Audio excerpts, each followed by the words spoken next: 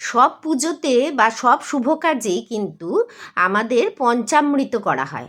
তো এই পঞ্চামৃত কিন্তু অনেকেই বানাতে জানেন না।